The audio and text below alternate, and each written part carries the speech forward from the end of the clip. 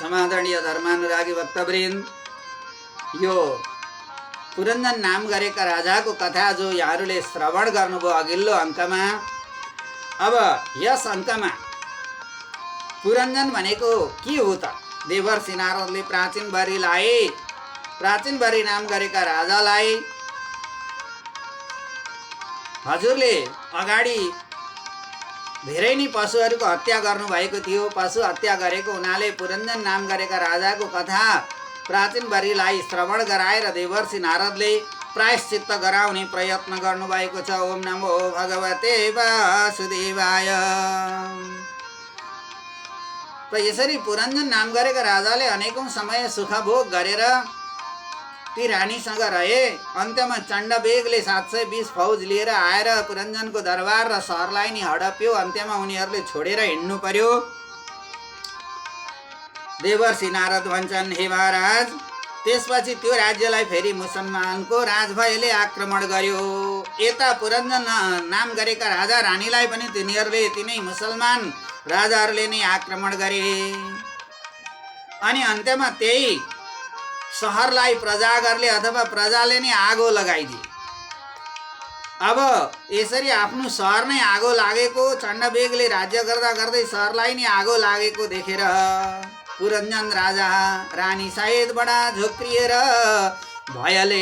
भयरूपी जुन डर रूपी अन्धता ती पुरञ्जनको हृदयमा शरीरमा प्रवेश गर्यो। अब भयले डरले पक्रियो ती पुरञ्जन नाम गरेका राजालाई।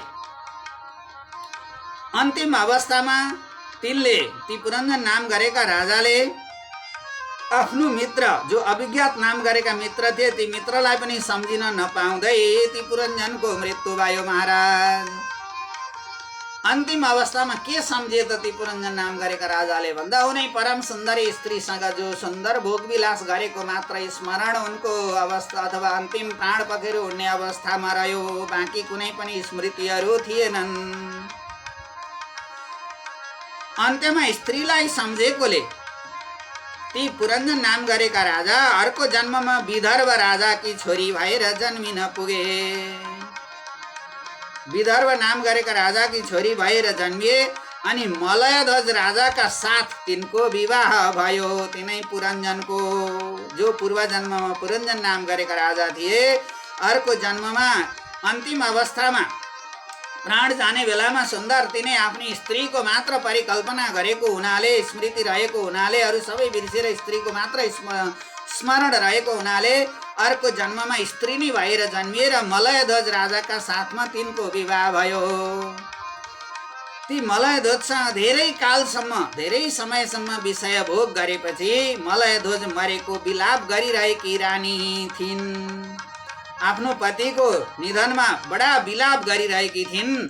त्यही विलाप गरिरहेकै अवस्थामा पूर्व जन्मका जो अभिज्ञात नाम गरेका मित्र थिए ती मित्र आइपुगे। पतिको शोकमा डुबेकी शोक विह्वल भएकी रानीलाई सम्झाउन अघिल्ला जन्मका मित्रले आएर सम्झाए बुझाइ गरे। संसार यस्तै हो हेर मानिस, जीव जन्तु जन्मन्छ मर्छ, जन्मने मर्ने प्रक्रिया प्रकृतिको नियम हो। यो ठुलो घात किन गर्छौ हे परम सुन्दरी रानी भनेर यसरी आफ्ना पूर्व जन्मका मित्रले सम्झाइ बुझाइ गरेपछि अन्त्यमा ती रानी पनि मुक्त भइन्। ओम नमो भगवते वासुदेवाय। त्यसैले हे महाराज प्राचीन बरी यो कथाको छलले आत्मज्ञानको उपदेश गरेको हुँ, बुझी बक्स्योस्। अब सुन्नुहोस् पुरञ्जन भनेको के हो हे महाराज। प्राचीन बरी देवर्षि नारदले एउटा इतिहास कथा श्रवण गराउनु भयो प्राचीन बरीलाई। समादरणीय धर्मानुरागी भक्तवृन्द, अब प्राचीन बरी राजालाई जुन कथा देवर्षि नारदले श्रवण गराउनु भएको थियो पुरञ्जन भनेको के हो भनेर बुझाउनु भयो। देवर्षि नारद भन्नुहुन्छ, हे महाराज, हजुरले अझै पनि बुझ्नु भएन भने सुनि बक्स्योस्। पुरञ्जन भनेको जीवात्मा हो। तिनका अभिज्ञात मित्र भनेका परमात्मा हुन्। सबै यही शरीरभित्रका कथाहरू, यही शरीरभित्रका कुराहरू देवर्षि नारदले प्राचीन बरीलाई सुनाउनु भएको पात्र बनाएर। त्यसैले अब पुरञ्जन भनेको यो जीवात्मा हो। अभिज्ञात भनेका परमात्मा देवता हुन्। तिनकी रानी भनेकी सुन्दर रानी भनेकी हाम्रो बुद्धि हो। अनि पञ्चशीर्ष नाग गरेको प्राण हो। जुन पञ्चशीर्ष अपान व्यान समान प्राण अपान यी पाँचवटा वायुको जुन रूप भनिन्छ नि त्यसलाई पञ्चशीर्ष नाग भनेको हाम्रो पाँच प्रकारका प्राण हुन्। अनि बृहत बल भनेको मन हो। 5 घोडा कर्मेन्द्रिय हुन्। अनि रथ भनेको शरीर हो। यो एउटा शरीर आहु शरीरम रथम इन्द्रियाणी। समादरणीय धर्मानुरागी भक्तवृन्द, यो हाम्रो एउटा शरीरलाई रथको रूप मानिएको छ। चण्डवेग भनेको जो अर्को राजा आएर आक्रमण गर्यो भनिएको छ नि, चण्डवेग भनेको संवत्सर हो। संवत्सर फिर्दै फिर्दै आयो। समयको गति परिवर्तन हुँदै जाँदा सधैँ एकै नाश रहँदैन। अनि 720 गन्धर्व भनेका रात र दिन हुन्। एक वर्षमा 720, 24 घण्टामा 2 दिन, 720 गन्धर्व र रात हुन्, दिन र रात। अनि कालकन्या भनेको बुढ्याई हो। मुसलमानको राजा भनेको यवन हो र प्रजा भनेको ज्वरो हो। हेर्नुहोस्, शरीरमा आउने ज्वरो चाहिँ प्रजाहरू हुन्। त्यसैले महाराज यो शरीरको जुन भोक, तृषा, अन्धत्व, काम, क्रोध, लोभ, मोह, मद, मत्सर भनेका चाहिँ यी प्राणेन्द्रिय र मनको धर्म हो। तापनि यिनीहरूलाई निर्गुण आत्मामा राखेर, नियन्त्रणमा राखेर अनेक चिजको सुखको चिन्तना गर्दो छँदो म हुँ, यो मेरो हो, मेरो धन सम्पत्ति, घर परिवार, इष्ट मित्र, आफन्त, सज्जन, कुल कुटुम्ब भन्ने जुन मेरो हो भन्दछ, यिनै कुरा यो सबै मेरो, दायाँ मेरो, बायाँ मेरो हो, कुल कुटुम्ब, इष्ट मित्र, घर परिवार, धन सम्पत्ति भनेर जुन अल्मलिरहने जुन मन, यो जुन आत्मा हो, यो सुतिरहन्छ। यही कुरा चिन्तन गरेर मेरो मेरो भनेर यी सबै मेरा भनेर जीवनभर अल्मलिने चाहिँ जुन जीवात्मा हो, यसो मेरो मेरो भन्दा भन्दै कर्म गरिरहन्छ। आफ्नो कर्म र स्वभावले मानिसहरू अथवा देवता, मनुष्य, पशु, पक्षी, कीट, पतङ्ग यी सबै आफ्नो आफ्नो गतिमा चल्दछन् महाराज। यी आफ्नो आफ्नो कर्मको गति र आफ्नो कर्मको फल भोग्ने गर्दछन्। हे महाराज, प्राचीनभरि यस्तो दुःख नहुने उपाय दुर्जनको सङ्ग छोडेर। अब सुन्नुहोस् महाराज, अब हजुरले जुन पशु हत्या गरेर जुन यी हजुरले मारेका पशुहरू आज हजुरलाई मार्न भनेर खडा भएका छन् नि, तिनीहरूबाट मुक्ति पाउनका लागि, तिनीहरूको प्रायश्चित्तका लागि त दुर्जनको सङ्ग छोडेर सत्सङ्ग गर्नु हो, साधु सेवाहरूको सत्सङ्ग गर्नु हो, वासुदेवको कथा श्रवण गर्नु हो, वासुदेवमा भक्ति लगाउनु हो। अनि भक्ति, ज्ञान र वैराग्यले आफूलाई मुक्ति मिल्दछ महाराज प्राचीनभरि। तस्मात् कारण, त्यसै कारणले जुन कर्मले वासुदेव प्रसन्न हुनुहुन्छ त्यही कर्म गर्नु उत्तम हुन्छ महाराज भनेर देवर्षि नारद प्राचीनभरि राजालाई अन्त्यमा मोक्षको ज्ञान प्रदान गर्दै हुनुहुन्छ। त्यो कर्म हो जुन विद्याले हरिमा भक्ति लाग्छ, त्यो विद्या हो हे महाराज। त्यसैले सबभन्दा पहिला भक्ति हो। परमात्मामा भक्ति गरे ज्ञान प्राप्त हुन्छ, ज्ञानले वैराग्य प्राप्त हुन्छ, वैराग्य नै मुक्ति हो। हजुरले त हत्या गर्ने यज्ञ जुन अनेक गरी बक्सिएको थियो हे महाराज, अरू देवताको भजन गर्दा हुने दुःख हरिको भजन गर्दा हुँदैन। अरू देवताको भजन गर्दा दुःख हुन्छ। तपाईँ देवीको आराधना गर्नुभयो, बलिको कुरा आयो, सारा प्राणीहरू नष्ट भए, त्यहाँ पनि दुःख भयो। किनकि अरूको भजन गर्दाखेरि के हुन्छ भने भौतिक जीवनको सुख सयलको भजन गरिएको हुन्छ। भौतिक जीवनको सुख सयलको भजन गरिएपछि अन्त्यमा दुःख त हुने नै भयो। मलाई धन चाहियो, सम्पत्ति चाहियो, सुख चाहियो, यस ऐस आराम चाहियो, घोडा चाहियो, गाडी चाहियो, घर चाहियो, जमिन चाहियो, यी सबै परिकल्पनाका अथवा सुख भोगका परिकल्पनाका जुन सुख ऐश्वर्यका जुन परिकल्पनाहरू हुन्छन्, यी सबै परिकल्पनाहरू भनेका अरू देवताको भजन गर्दा अथवा कामयोगबाट प्राप्त हुने हुन्। इच्छा राखेर मलाई यो चाहियो भनेर आराधना गरिन्छ। तर महाराज वासुदेव भगवान हरिको भक्तमा निष्काम कर्म योग हुन्छ, निष्काम योग हुन्छ। यो निष्काम योग गर्नाले अन्त्यमा मुक्ति मिल्दछ। त्यसैले यो निष्काम योग र जुन भक्तिबाट प्राप्त हुन्छ। अब सबैको प्यारो आत्मा हो, आत्मा हरि नै हुन्। हे महाराज, सबैको प्यारो आत्मा हो र ती आत्मा भनेका हरि हुन्। आफैभित्रको जुन आत्मा, आफ्नै आत्मालाई आफूले चिन्न नसक्दा अनेक किसिमको सुख भोग ऐश्वर्यमा मग्नमत्त भएको रमाएको कारणले नै जीवन दुर्गतिमा पर्दछ।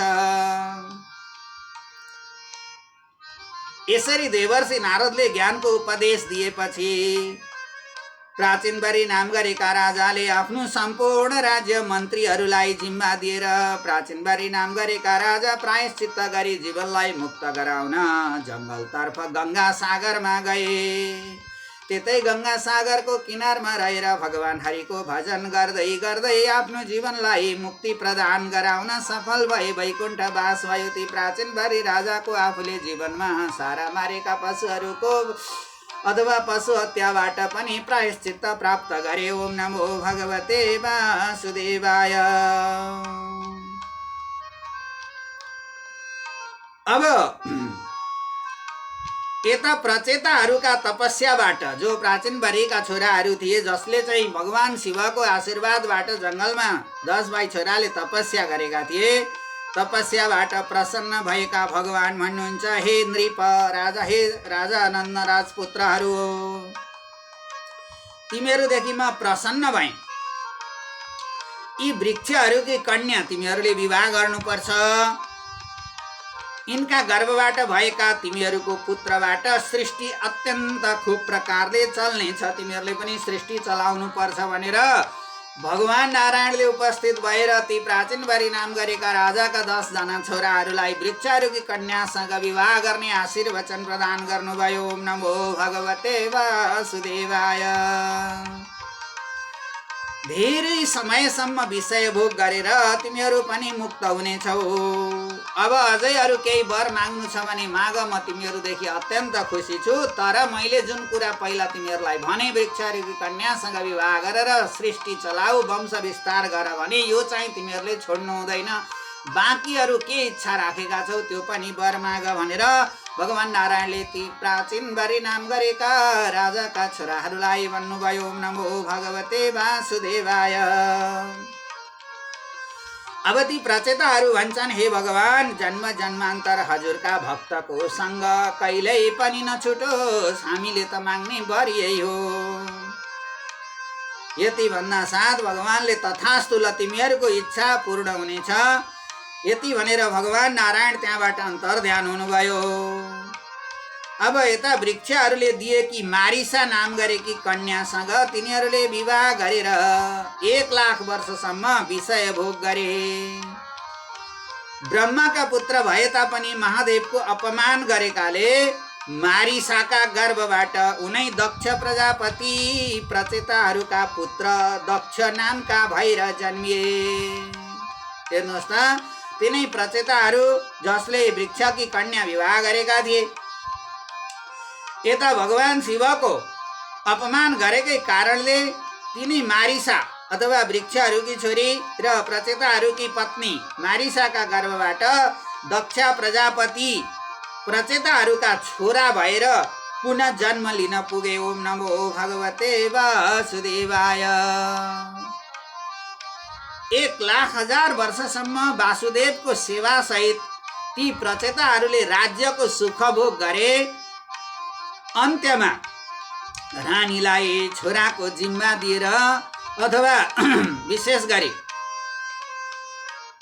रानीलाई छोराको जिम्मा लगाए अनि छोरालाई गद्दीमा राखेर राजकाजको अधिकार पनि सुम्पिए। त्यसपछि अन्तिम अवस्थामा तिनै प्राचीनबारीका छोरा प्रचेताहरूलाई देवर्षि नारदले अन्त्यमा मोक्ष धर्मको उपदेश प्रदान गर्नुभयो र हरिको भजन गर्दै गर्दै ती प्रचेताहरू, जो प्राचीनबारी नाम गरेका राजाका 10 पुत्रहरू थिए, तिनीहरूले पनि अन्त्यमा आफ्नो रानी र छोरालाई राजगद्दी जिम्मा लगाएर भगवानको भजन गर्दै गर्दै आफ्नो जीवनलाई मुक्ति दिलाए, वैकुण्ठवास भयो। ओम नमो भगवते वासुदेवाय। सुकदेव साईं भन्नुहुन्छ, ईश्वरको लीला सुन्न पाउँदा प्रसन्न भएका विदुर हस्तिनापुरतर्फ लागे। उत्तनपाद राजाको वंश वर्णन भयो। अब प्रियव्रत राजाको वंश वर्णन हुन्छ। सुनिबक्सियोस् महाराज भनेर सुखदेव स्वामी महाराज परीक्षितलाई श्रवण गराउँदै हुनुहुन्छ। ओम नमो भगवते वासुदेवाय कृष्णाय वासुदेवाय हरये परमात्मने प्रणत क्लेशनाशाय गोविन्दाय नमो नमः। ओम नमो भगवते वासुदेवाय।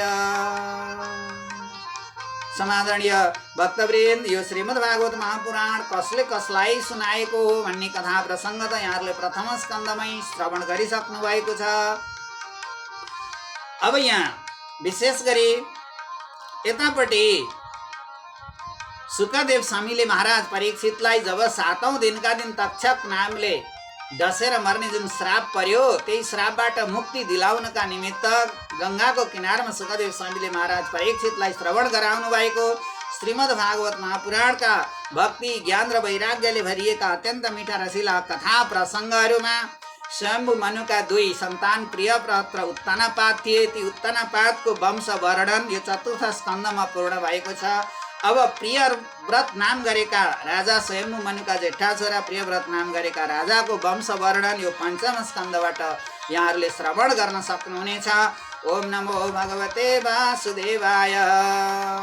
समादरणीय धर्मानुरागी भक्तवृन्द, यी कथाहरू पुरा श्रवण गरेर लाइक, कमेन्ट र सेयर गर्न नभुलिदिनु होला। र बाँकी यस्तै मिठा रसिला कथा प्रसङ्गहरू अर्को अङ्कमा प्रस्तुत हुनेछन्।